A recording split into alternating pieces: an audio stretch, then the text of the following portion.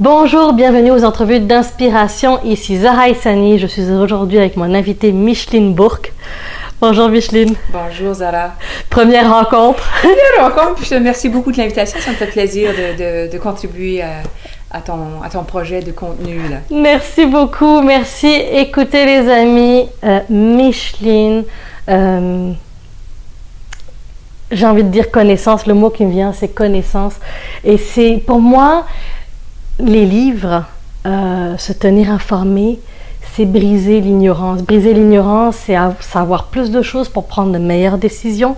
C'est pouvoir aussi changer le monde. Si on veut regarder à plus grande échelle, on peut changer le monde avec l'éducation. Pourquoi pas? Effectivement. Alors, tu as apporté des livres, mais avant, qu'est-ce que ça représente pour toi, ces livres-là, cette connaissance-là? Okay. Je vais peut-être prendre un petit moment juste pour me présenter. Merci. Alors, moi, j'ai créé un projet autour, justement, de la littérature d'affaires. Donc, ce sont des livres d'affaires, une expression qui n'est pas très populaire ou pas connue à l'extérieur du Canada, mais puisqu'on vit proche des États-Unis, on parle de business books. Donc, c'est des livres qui s'adressent à un public de gens d'affaires. Donc, c'est une passion que j'ai depuis longtemps. J'ai été moi-même lectrice tout au long de ma carrière. Et à un moment donné, par expérience du web, par expérience, l'observation de d'autres comme toi qui publient du contenu, je me dis pourquoi moi je ne publierais pas du contenu pour encourager les gens à revenir à la lecture, en faire un outil d'apprentissage continu et par ce fait même, je propose différents ouvrages, je fais des entrevues avec des auteurs et là je t'ai amené des livres qui, j'espère, vont inspirer tes auditeurs. Et quelques-uns de ces livres-là sont en lien avec une initiative que j'ai présentement qui s'appelle le sommet du livre sur la bienveillance en entreprise. Bienveillance, c'est un mot qui doit te résonner compte tenu de tes intérêts personnels et professionnels. Donc, j'ai amené des livres sur la bienveillance pour amener ce sujet-là, mais j'aurais pu en amener d'autres. J'en ai deux petits aussi qui portent sur d'autres volets de notre personne, en fait. Donc, j'ai amené 3 ouvrages sur la bienveillance. Est-ce qu'on va tout de suite dans la présentation? Oui, on y va. Le premier ouvrage, c'est un ouvrage qui s'appelle « Le management bienveillant ». Le management est l'indicateur d'un monde la bienveillance, est l'indicateur d'un monde plus humain. Ça a été écrit par un médecin, le docteur Philippe Rodet, accompagné de Yves Desjacques, qui sont toutes les deux maintenant consultants au sein d'organisations pour justement intégrer certaines de ces pratiques qui sont bienveillantes. Donc, c'est un livre qui, à mon avis, est très accessible. On y retrouve, ça se lit très bien, c'est pas gros. Ça se lit très bien et on apprend à connaître un peu qu'est-ce que c'est la bienveillance, mais avec des fondements comment je dirais ça, en lien avec qui nous explique toute la neuroscience, qu'est-ce qui fait que ça déclenche certaines choses chez nous. Et il nous propose effectivement des leviers pour augmenter toute cette notion-là d'émotion positive. Donc, c'est un livre, comme je vous dis, on voit facile. Les impacts, en fait, ils ont mesuré les impacts de cette bienveillance-là. Comment ça fonctionne à l'intérieur de notre cerveau. Comment ça déclenche certaines hormones et comment, à ce moment-là, on peut devenir conscient de ce qui se passe au sein de nous et de travailler sur cette base-là de bienveillance. La bienveillance, et justement, ils en donnent quelques définitions parce qu'il y a beaucoup... Si je te demandais, toi, c'est quoi la bienveillance, tu me donnerais ta définition. Exact. Il semblerait que sur le plan étymologique, c'est tout simplement évoquer la notion de bonne volonté, mais ça peut aussi, comme le mot le souligne, dire veiller au bien d'autrui. Donc, d'être là pour l'autre, d'être présent pour l'autre, de penser à l'autre, de faire signe de compassion, d'écoute, d'empathie. Donc, tout ça fait partie de ce livre-là et de tous ceux que je vais vous proposer. Mais je vais quand même vous donner quelques petites définitions qui sont un peu spéciales, qu'ils ont référées pour montrer justement comment ça peut différer comme définition. Donc, selon Aristote, philosophe à l'époque de l'Antiquité, consiste dans le fait de souhaiter du bien à autrui, sans besoin nécessairement de communication ni d'affichage, mais d'une manière désintéressée et gratuite. Tout simplement, souhaiter du bien à autrui. Saint Thomas d'Aquin dit, lui, que la bienveillance est plus que un état d'âme ou un souhait, mais une décision rationnelle qui se traduit en une suite d'actes qui recherchent le vrai bien des autres, de tous les autres. La bienveillance est universelle et donne à considérer toute personne, quelle que soit, comme quelqu'un qui mérite qu'on lui veille du bien. Donc, j'aime beaucoup cette définition-là parce que on a toute cette capacité-là à l'intérieur de nous d'être bienveillant. Plus on en est conscient, plus on peut la mettre en action. Et la dernière serait celle de Kant, un philosophe également, qui dit que la bienveillance, en fait, est un devoir. Est un devoir qui doit être assumé sans aucune considération affective. Si l'humanité a des droits, elle a aussi des devoirs, et la bienveillance constitue un devoir d'humanité. Donc, c'est un livre qui nous amène dans cette dimension-là. Et dans l'entreprise, dans les organisations. D'entreprise, justement. Ce qui est assez incroyable quand même. Exactement. Parce que... Mais je pense que c'est pas surprenant dans le contexte qu'on vit actuellement, qui est un contexte de transformation, de mutation, avec l'arrivée des milléniaux, qui fait beaucoup jaser, entre guillemets, et aussi toute l'arrivée du numérique. On sait qu'il va y avoir des transformations majeures sociétales avec l'intelligence artificielle, avec la robotisation. Donc, c'est important de s'outiller pour traverser ces étapes-là. Et la bienveillance, pour moi, et c'est pour ça que j'ai choisi de faire le sommet sur la bienveillance, pour que ça devienne quelque chose qui va être utile aux entreprises, aux individus, pour passer à travers cette grande mutation qu'on vit. C'est un pilier. Oui. Dans le même ordre d'idées, un autre livre qui est aussi très facile à lire, très accessible, qui s'appelle, très bon titre, Manager humain, c'est rentable. OK? La bienveillance au cœur de l'entreprise. Franck Martin, c'est un Français. En fait, c'est tous des Français, là. Et lui, il est coach. Il a fait une carrière en marketing, mais maintenant, il travaille beaucoup au niveau des équipes. Donc, pour ceux qui s'intéressent à la dimension équipe, je pense que celui-ci est encore plus fort dans ce sens-là. Il énumère certains principes, donne beaucoup d'anecdotes et d'exemples de qu'est-ce qu'on peut faire. Donc, je pense que pour le management en pratique, là, celui-ci est également très intéressant pour les entreprises. Je vais te poser une question. Tu sais, quand on dit c'est rentable, parce qu'il y a beaucoup d'entreprises et d'organisations, plus je suis avec elles, plus j'apprends à les connaître. On entend, oui, il y a certaines personnes qui vont dire que c'est rentable, il y en a d'autres qui vont voir que c'est un investissement, c'est même pas un investissement, c'est une dépense. Oui. Est-ce que il commence à avoir des études qui ont été prouvées que effectivement c'est tout à fait rentable de s'occuper de l'humain, de la personne, parce que pour moi, avant d'être un employé, c'est un humain, quoi. Exactement. Puis je dis, oui, je peux pas te citer des noms d'études, mais effectivement, je pense que c'est Franck qui le dit. Regarde, là, quand on est heureux, on performe mieux, n'est-ce pas? Je suis d'accord avec toi. La rationnelle est juste là. Mais oui, c'est prouvé maintenant qu'un employé qui travaille dans un contexte de bienveillance va mieux performer. D'ailleurs, ça me permet de faire mention d'une entreprise en France qui s'appelle l'agence Change. Eux, ils ont créé un indice de bienveillance des marques.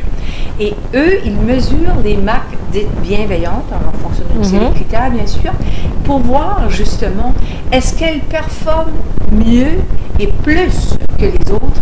Là, ça fait juste 2 ans que ça existe, mais déjà, les indications sont là que oui, la bienveillance, c'est un investissement rentable pour toute entreprise qui veut que ses employés, ses équipes fonctionnent mieux, fonctionnent avec de meilleurs rendements, plus performants, effectivement. Excellent, bon point, merci. Là, j'ai un dernier dans le domaine de la bienveillance, mais ça, c'est vraiment un livre qui s'adresse peut-être plus à des intellectuels, des gens qui aiment aller en profondeur dans les sujets. C'est écrit par un professeur d'université qui s'appelle Dominique Styler à Grenoble, en France. Ça s'appelle « Osons la paix économique ». Et préface en passant de Mathieu Ricard, qui est très connu, un moine bouddhiste, qui a écrit de nombreux ouvrages et qui a beaucoup parlé de bienveillance. Donc, Dominique Styler, lui, justement, a créé une chaire de pleine conscience à l'Université de Grenoble. Donc, de la pleine conscience au souci du bien commun, c'est le sous-titre de ce livre-là. Donc, lui, il dit, écoutez, là, il met toutes les recherches, toute l'information, toutes les études, justement, pour démontrer que la pleine conscience, c'est de la bienveillance. Quand on est conscient de l'impact qu'on a, quand on est conscient de notre milieu, qu'on est à l'écoute, qu'on a de l'empathie, ça fait toute partie de la bienveillance. Donc, les gens qui ont un regard plus intellectuel, qui veulent voir l'évolution que lui fait, le regard que lui pose pour démontrer que, puis sa notion de paix économique, justement, c'est ça. C'est de voir, est-ce qu'on peut créer un monde nouveau, lui? Lui, il lance l'idée, là. Est-ce qu'on peut créer un monde nouveau, un monde bienveillant, tout en étant performant, mais en voulant changer le discours. Donc, au lieu de se créer un monde axé sur l'argent, sur le profit, sur tout cet aspect plus lié travailler pour les dividendes ou les bonus. À capitalisme, est-ce qu'on peut créer un univers d'affaires, un univers dans le monde des affaires qui soit orienté vers d'autres buts?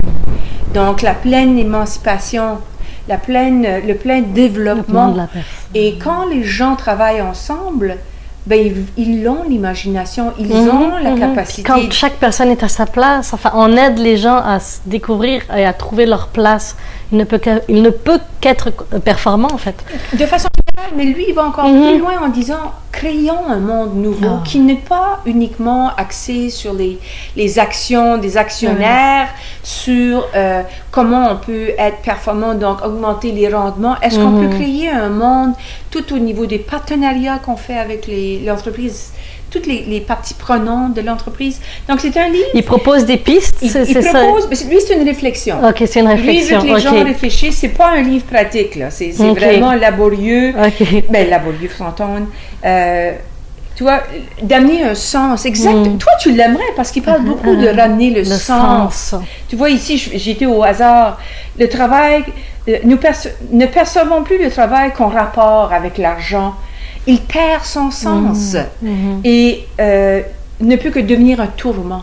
Alors, c'est vraiment intéressant. Évidemment, beaucoup de références philosophiques, beaucoup de références à des études universitaires, beaucoup de références justement à comment on peut voir plus grand et voir plus loin pour construire un monde plus cohérent et plus durable.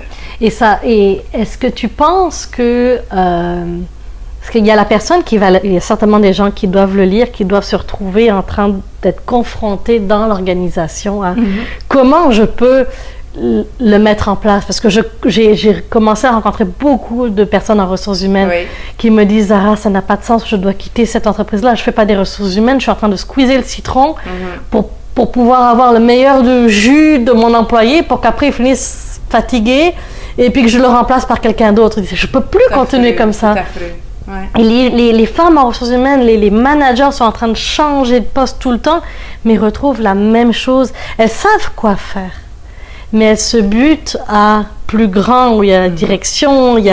Donc ça doit venir de la direction. Oui, puis tu vois, ce serait un bon livre à donner justement à des grands dirigeants pour qu'ils amorcent cette réflexion-là. On a devant nous de grands défis sociétals.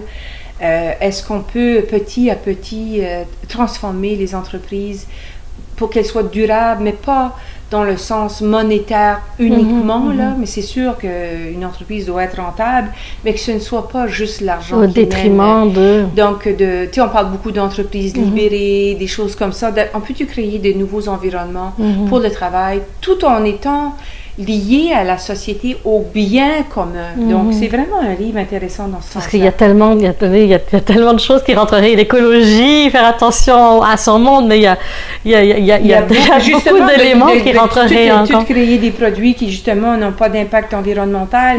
C'est pas un livre qui porte sur ces choses-là, parce que ça, ce serait des exemples. Mais il fait, par exemple, il va parler de la spiritualité. On ne fait pas de place à la spiritualité dans le travail. Puis là, on ne parle pas de religion. Okay? C'est le retour vers soi, le retour en soi, parce que il le dit, on ne peut pas parler de paix économique s'il n'y a pas une paix à l'intérieur de nous non plus.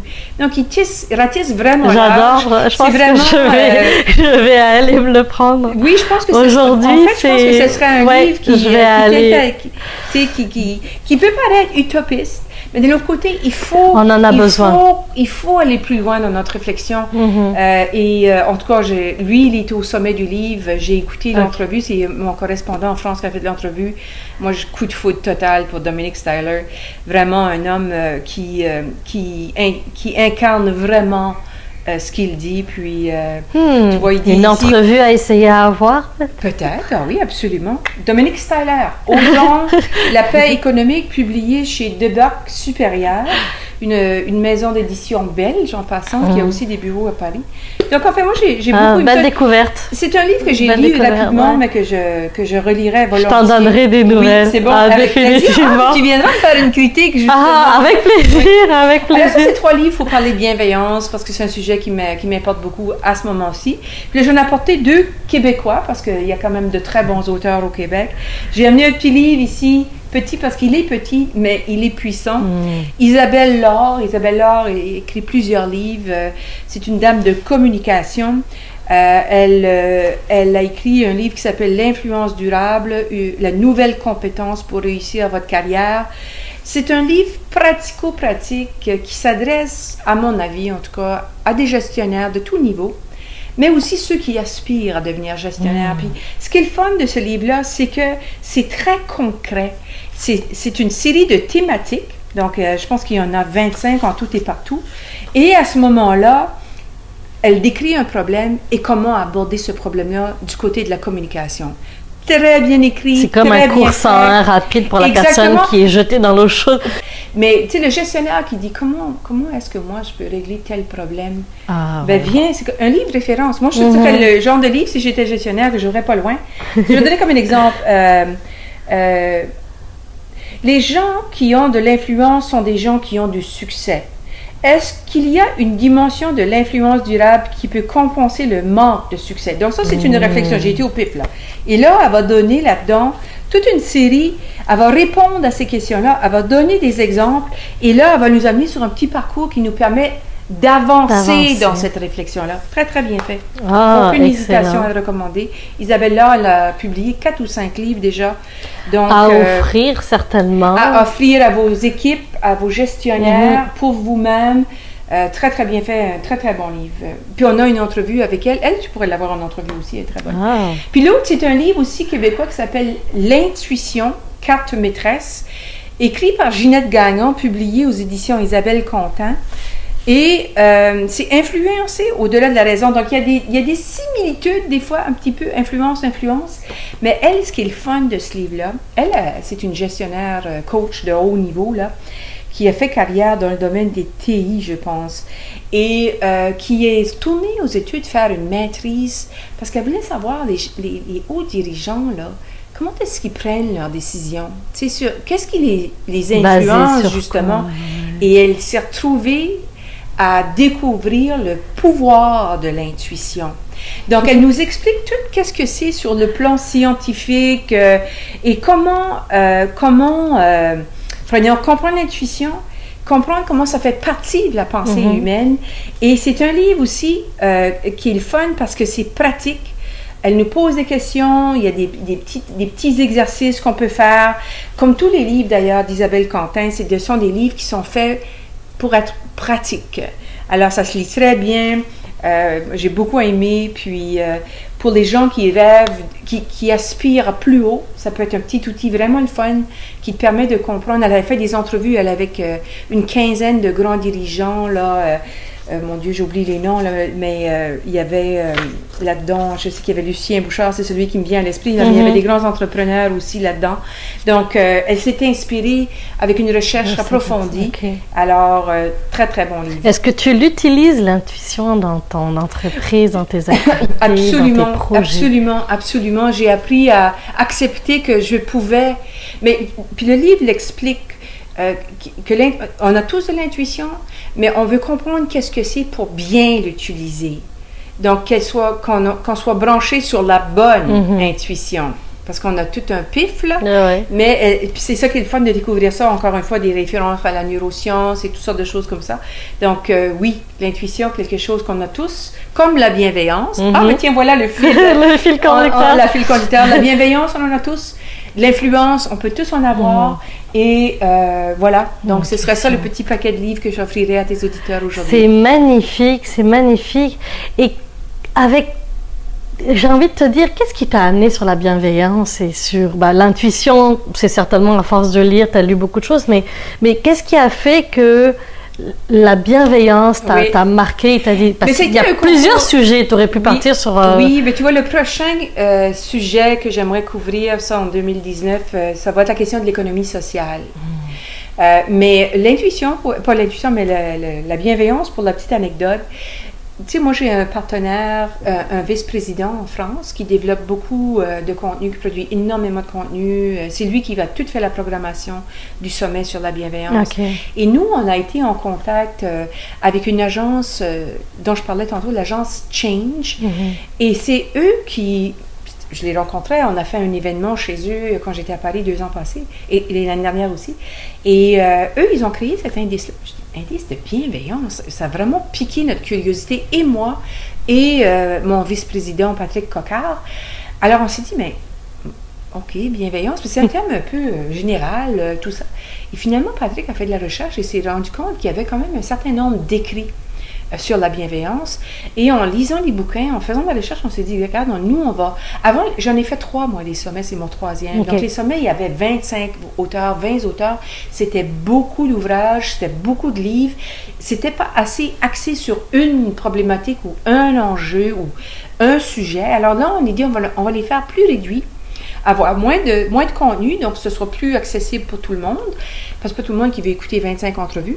Alors à ce moment-là, on a réduit le scénario pour dire on va commencer par la bienveillance. Et de fil en aiguille, on a sollicité différents auteurs. Puis ici au Québec, normalement, Scoop, il va y avoir des livres qui vont sortir sur la bienveillance d'auteurs très connus ici. Et là, souhaitez-le moi, qui vont venir me rencontrer. Il va y avoir 2 grands auteurs du Québec qui vont sortir des livres sur la bienveillance cet automne. Donc, en quelque part, mon sujet a tombé pile dans la réalité des choses. Et j'espère que ce sujet qui m'évoque, depuis que j'ai commencé ce projet-là, j'essaie moi-même d'être de plus en plus bienveillante. Donc, comment ça se fait? Par exemple, maintenant, quand j'envoie un courriel, je prends toujours le petit 15 secondes puis dire, est-ce que mon courriel est bienveillant? Et j'adore découvrir qu'est-ce que la bienveillance. J'adore découvrir comment moi je peux être une personne davantage bienveillante, d'être plus à l'écoute, plus empathique, avoir plus de compassion. Donc, sur le plan très personnel, ça a été une belle découverte pour moi également. Puis j'espère que les gens qui veulent s'intéresser à ce sujet-là vont également intégrer ça dans leur vie, puis que ça leur amène une satisfaction et un petit bonheur. Les statistiques le montrent, tu connais probablement ça beaucoup mieux que moi, mais je pense qu'il y a beaucoup de gens qui sont mécontents au travail, il y a beaucoup d'inquiétudes par rapport à ce qui s'en vient, il y a beaucoup de frustration, comme tu décrivais si bien, les gens sont exploités, les gens n'ont plus de vie, travaillent très fort, très concentrés. Et ils veulent plus ça. Puis on encourage beaucoup la compétition, alors que la bienveillance, c'est pas un environnement de compétition, c'est un environnement de collaboration, de coopération. Et ça fait du bien à l'esprit, puis ça fait du bien de travailler sur cette base-là et non pas être en compétition. Les affaires aujourd'hui, c'est toujours être en compétition. Ça, Dominique Staller a beaucoup parlé de ça. C'est de la compétition constante. Est-ce qu'on peut faire un monde différent? Puis très jeune. Tu sais, moi, je vois mes enfants qui ont 9 ans et 8 ans.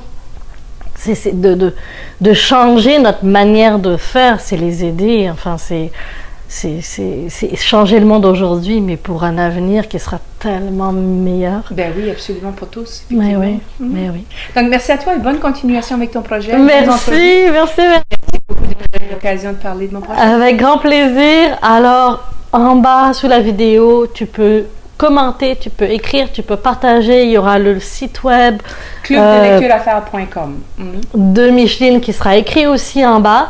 Et puis, je te dis au mois prochain pour la prochaine vidéo d'inspiration. Merci. Au revoir. Bye.